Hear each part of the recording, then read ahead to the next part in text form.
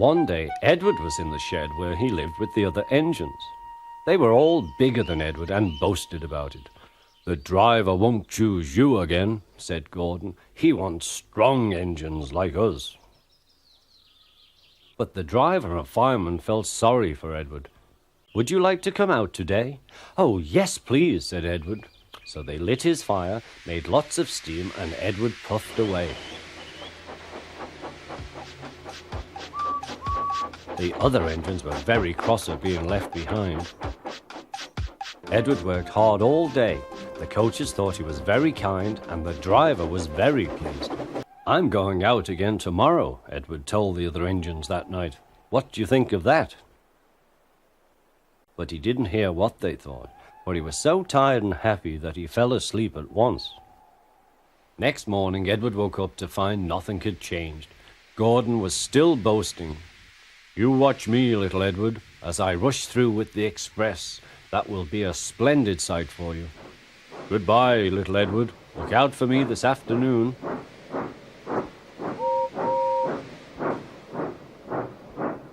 Edward went off to do some shunting.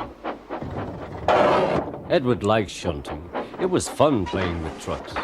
He would come up quietly and give them a push. Then he would stop and the silly trucks would go bump into each other. "Oh!" they cried. "Whatever is happening?" Edward played till there were no more trucks. Then he stopped to rest. Presently he heard a whistle.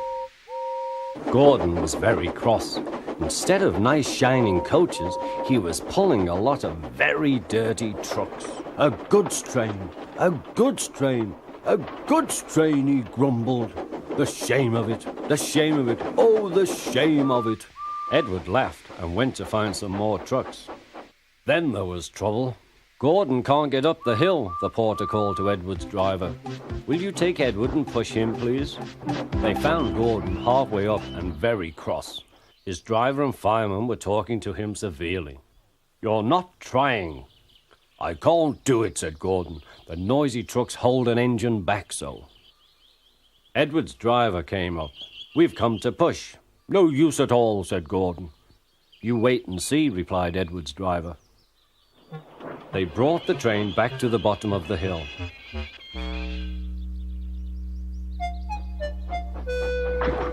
"I'm ready," said Edward. "No good," grumbled Gordon. They pulled and pushed as hard as they could. "I can't do it, I can't do it, I can't do it," puffed Gordon.